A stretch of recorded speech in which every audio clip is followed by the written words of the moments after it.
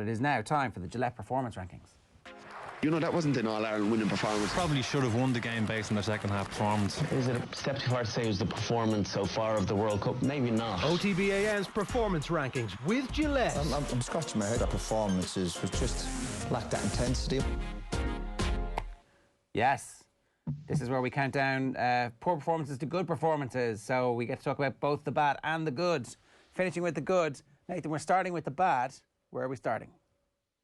We're going to start with Tottenham, Ger. Their decline has been somewhat overshadowed by Liverpool's calamitous collapse, but no less damaging what has happened at Tottenham under Jose Mourinho over the past couple of months. They've now lost 5 of their last 6 games. I think it's 3 wins in 13 matches. And when we go back to that North London derby where they scored the early goals against Arsenal and we all went with the old Mourinho masterclass cliche, it has just fallen apart in the most typical Mourinho fashion. Results started to dry up. Goals started to dry up. We've got into the little bit of badgering of the players, trying to call them out. Gareth Bale, who came on yesterday and actually probably put in his best performance in a Tottenham jersey, but they're now 9 points off the top 4. It doesn't look as though they're going to finish inside the Champions League positions, and it feels as though we're in that same old cycle that we know what the inevitable ending is, that Mourinho won't be there sometime.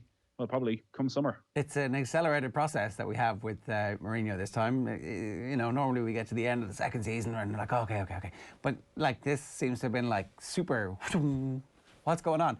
And can he turn around? I don't think so at this stage. Even though they have a lot of quality in that squad, he doesn't look as though he's any confidence in his back four at all. Maybe he's right not to when Eric Dyer and Davinson Sanchez, the centre-back partnership, have never really delivered, but he's constantly chopping and changing. He went through a spell of Rory ahead of Matt Doherty. Now he's going with Tanganga ahead of Matt Doherty. Doherty came on again yesterday. Doesn't look sure of what his best defence is and are playing such a negative style at times. They're not creating enough chances for Son and for Kane. Obviously, their goals and their link-up play at the start of the season saw them get into a position where we thought maybe in November that they maybe in a strange season be able to go on and push on and be title contenders. But I remember reading at the time that Son's XG was very much out of kilter with the amount of goals that he was scoring. And, well, the stats never lie, Ger, and it was going to catch up with him eventually. And it has done because they've dried up over the last few weeks. And likewise, Harry Kane is carrying an injury, but they need him. He's their talisman. He has to play every time. And he doesn't trust anybody else. They brought in Vinicius, but he's barely got a look in. So it's hard to see where the turnaround comes from Tottenham. Yeah, it's unlikely at this stage. Are they wedded to giving Mourinho another opportunity, or is this one of those summers where the Harry Kane transfer is actually the big one? We're all expecting Mbappe or we're expecting Haaland to move, but actually there's no reason for Haaland to move this year because his buyout clause next year will mean that he makes mega bucks. There's a possibility Mbappe doesn't move because he wants to wait for what's going on at Real Madrid and they don't have the money. And then actually Harry Kane is the big player this summer because this team are so bad. Quite possibly, and you'd expect that will be Kane's decision. He may have to force his way out of the club, but you're just talking about a vaccine and supporters getting back into stadiums. Spurs have that glorious new stadium that they spent £1 billion pounds on. And Harry Kane is the one they want to eventually build a statue of outside of it. So they need him to stay. And a different manager with a different attitude, a more progressive style of football, a Brendan Rodgers perhaps coming in there, can do something different with that Tottenham. Mourinho always felt like a short-term fix, that it was the box office rather than actually the most well thought out of managerial appointments. So if Kane goes, nothing is going to happen for Tottenham over the next half a decade. Okay, Harry Kane's come around once in a generation. You've brought up you've brought up Brendan Rodgers there. Is Spurs about right for him, where it isn't a club that has the every season track record of qualifying for the Champions League, and so therefore, while the expectation is that you should be able to qualify for the Champions League, there's room for you to take a little bit of time to get there. So it's not going to be the Chelsea gig, for example, where if you don't qualify for the Champions League, you're gone straight away. Yeah, I think it'd be a really good fit for Brendan Rodgers because also his teams always play a good, attractive style of football, and I'm never totally buying into a football club plays a certain way, but Tottenham, again, want entertaining football. They want creative football. And I think there's always the backlash of a Mourinho era that you want to see something that you want to go and pay your 100 quid and get a little bit of entertainment out of it. So Rodgers, his record, it's very difficult to question right now. What he has done this season, again, with Leicester, how he's backed it up, and maybe even been a bit more pragmatic. We saw that at the end of the game yesterday, where all the substitutions he made were defensive substitutions. Even away at Aston Villa, decided, you know what, I'm going to shut up shop. We're not going to go and try and push for a third goal. We're just going to take our win. It's not been pretty, but it pushes us up to second in the Premier League table. So let's take it. So Rodgers has to be in the mix for a job like Tottenham. Like, Leicester have been as, if not more, successful than Spurs over the last 5 years, but probably always still going to sell when the more traditional top four come in. But whether it's is he in the mix for the Manchester City job when Guardiola eventually leaves? I definitely think this summer that Rodgers would be right in the top 2-3 for that Spurs job. All right. And deservedly so. Okay. Poor performance from 5 to number 4. Tony Finau, the Mayo of golf, it says here. Whoa. Back up. Mayo didn't make 20 million quid, though, with all those. Well, I mean, they had some guy who wanted to give them 20 million quid. I don't know how that worked out for them. Tony Finau. So he still only won that one tournament, the Puerto Rico Open, which, while it's a PGA Tour event, it was on at the same time as a World Golf Championship. So it wasn't even beating the cream of the crop. But he just cannot stop getting into contention and cannot seal the deal. He couldn't have done a whole lot more this time. He's finished now runner-up 3 times in a row. A couple of them, I felt maybe could have been a bit more ambitious in the closing holes and taken a few more risks. He shoots 64 in the final round. It's hard to be overly critical, and Max Homa pulled it out somehow in the playoff to defeat him. But Tony Finau needs to somehow stumble over the line. His record in majors is right up there. I think it's 8 top 10s as well in that 5-year period. Maybe he turns up at Augusta, where he's played well before, and it all just clicks, and he finally gets what he deserves. Because the one thing anyone who works out in the tour would say about Tony Finau is he's one of the really good guys. He's somebody who deserves a victory for his personality, never mind his play. But his play suggests he's got to get it done. Listening to him, right, as a casual enough watcher of golf these days, this sounds a lot like Padraig Harrington before he actually made his breakthrough. Quite possibly, yeah. And maybe he just has that run of form then in a couple of years and gets some majors. I don't think it would be a surprise at all if Tony Finau won a major or won 2 majors over the next few years. To contend week in, week out, you look at the quality of winners on the PGA Tour so far this year. To be there contending every single week, you've got to be playing golf of the highest quality. There's just something missing. And whether it is mental and whether he's unwilling to push on and take opportunities and risk it all, I don't know. If you're shooting 64 at Riviera, can you question yourself too much? Yeah, I definitely remember there was that period of time before Harrington won his first major where the narrative around him was this guy, very nice, but ultimately it's going to be one of those very unfulfilled careers, because look at all the times he's finished second. I don't remember. It was double-digit seconds at that point, and there was the fifth major where he signed for a wrong score and gets disqualified, or gets a 2-stroke penalty and ends up costing himself victory, and you're like, oh my God. And then it's like, no, screw you. I'm absolutely amazing, and I win 3 majors in 2 seasons. And that completely transforms the narrative around him. So maybe Tony Finau's not really Mayo, he's more Tyrone, and he's going to do it over the next couple of years. Quite possibly. And yeah, that was it was quite a weekend. The golf has been sensational so far in 2021.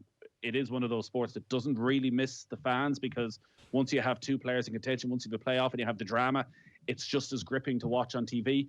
The other big storylines out of the weekend were, well, first, Rory Mcilroy missed the cut. First time since Port Rush in 2019, he's missed the cut of the tournament. 31 straight tournaments. Didn't play well. It was a course you would have felt should have been set up quite nicely for him. But listen, we'll give him an off week and see, can he regather some form heading towards the Masters.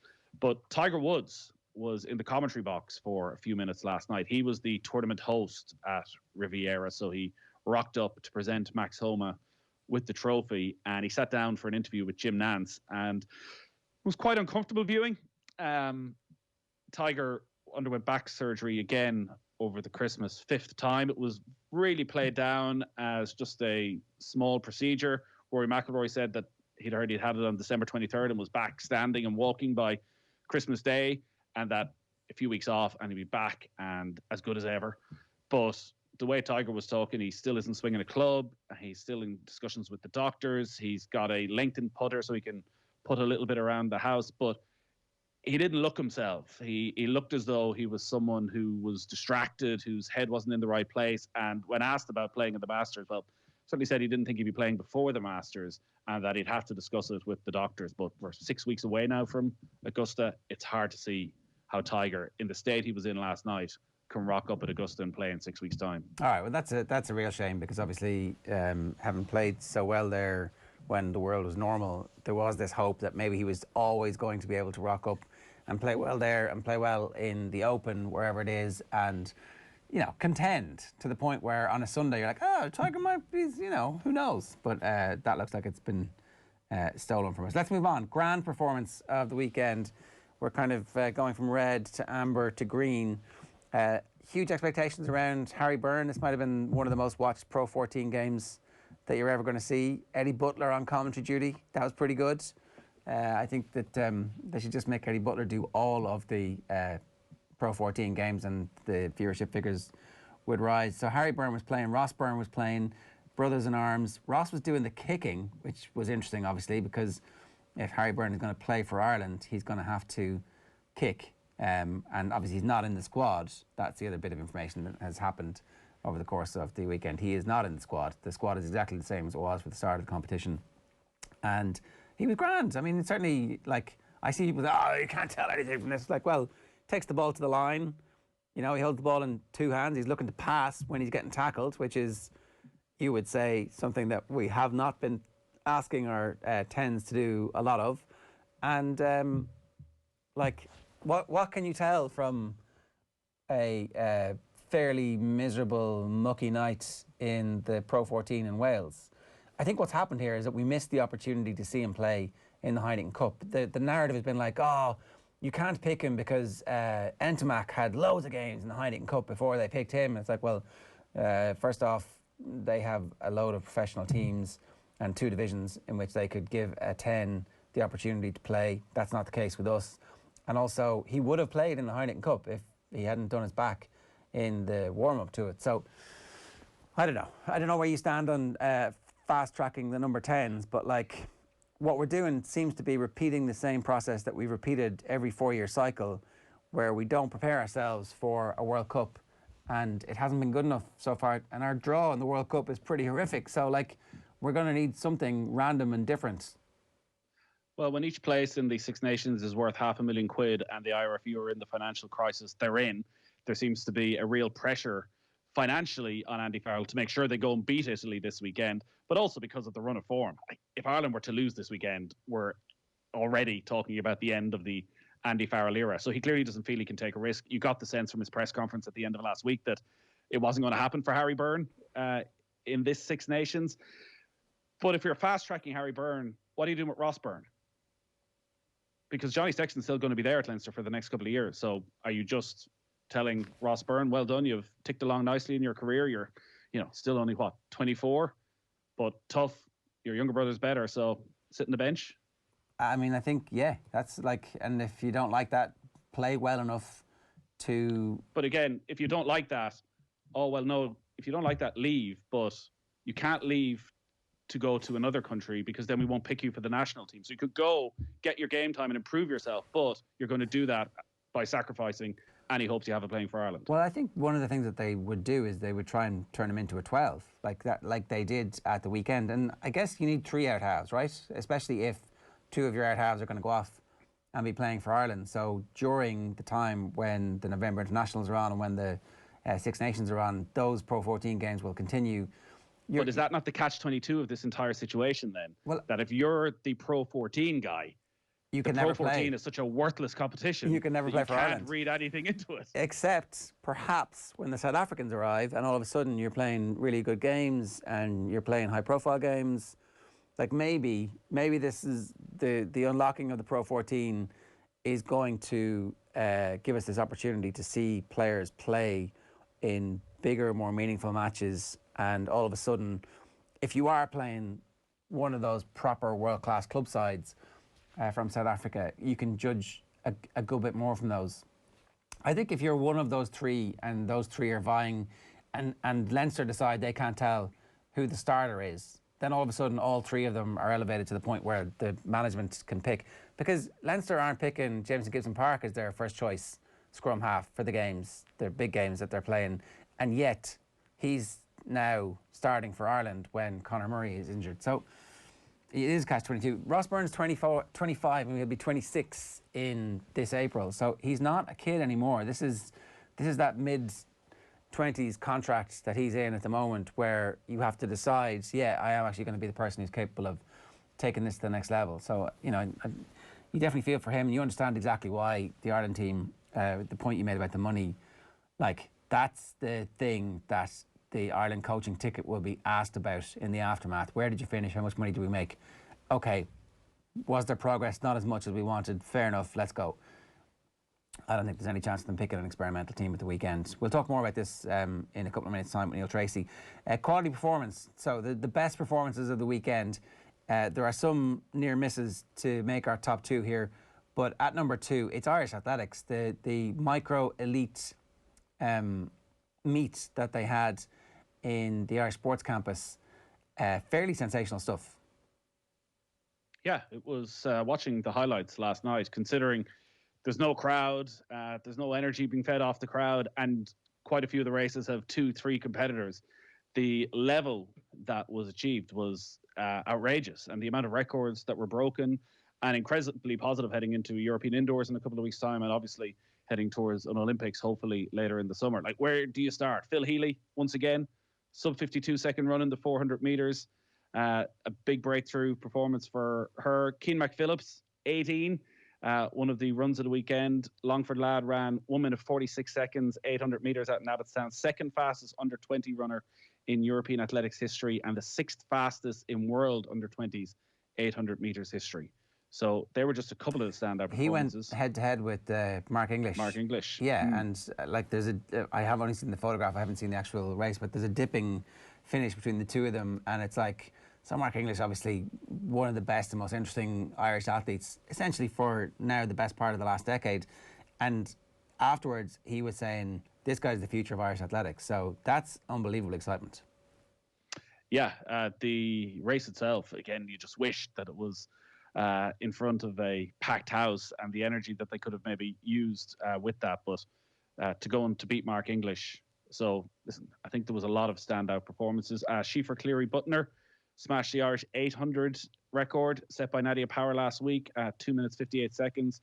Running in the States, Georgie Hartigan, 24 years old, qualifies for Ireland through her Clare grandparents. Blitzed the first 600 metres, held on strongly in the home straight. Second fastest indoor 800 metres in Irish athletics history. So the squad for the European Indoor Championships is named today.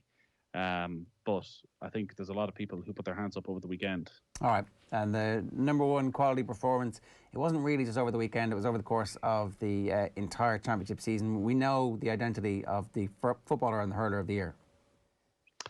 Brian Fenton and Gearóid Hegarty. Gearóid Hegarty was, I think, overwhelming favourite for the hurling. It was either going to be Fenton or Kieran Kilkenny, though obviously Killian O'Connor had a wonderful summer for Footballer of the Year. But Brian Fenton, 2-time Footballer of the Year in the modern age, the first to do it since Trevor Giles. 5 All-Stars to go to 6 All-Ireland titles, 2-time Footballer of the Year, still unbeaten in Championship football. And when we were having that conversation around the greatest of all time, Brian Fenton is already there. Yeah, I like it is the Footballer of the Year thing, for that to happen twice, and that only other one, as you said, one person in the modern era has done it, was fairly remarkable when you think about that level of consistency. The fact that he hasn't lost a match in Championship football, and just the quality of the performance, the range of improvements that he's made as well, where he can be a possession footballer, but he can also be a box-to-box breaking and scoring goals and creating that run to make the space for the forwards while having that array of passing, the fielding from a dead start. It's just a sensational range of skills that he has, and still very young, still got another 5 or 6 years at least of playing at this level if he wants it. You know, obviously he's got a career in physiotherapy and would have been in and around the hospitals over the last year as well. So, like, you know, really hope that he does continue to play out the string on his career, because it's going to be pretty interesting to see what he can achieve.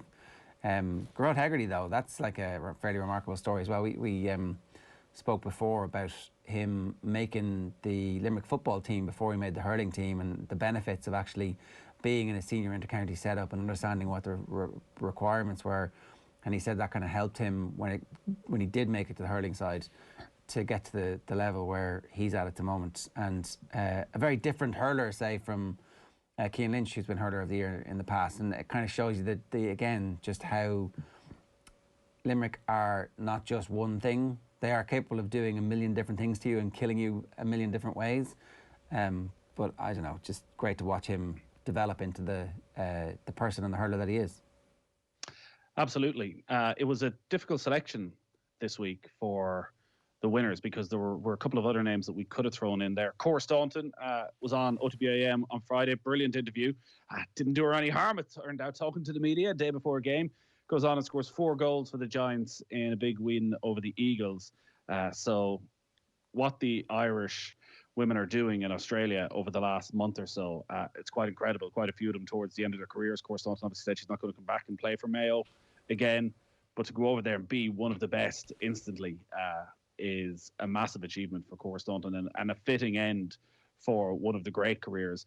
And then another big storyline from last night, Jordan Brown, the Antrim Ferrari is his nickname, the worst nickname in all of sport, without question. He beat Ronnie O'Sullivan. He beat Ronnie O'Sullivan in the Welsh Open Ferrari. Final. What the hell is that? Is it a DeLorean? I don't know. I have no idea. But it's been talked about as the biggest shock in snooker history that he won this tournament, the Welsh Open. He beats Ronnie O'Sullivan in the final, 6-time world champion. He started the tournament at 750 to 1.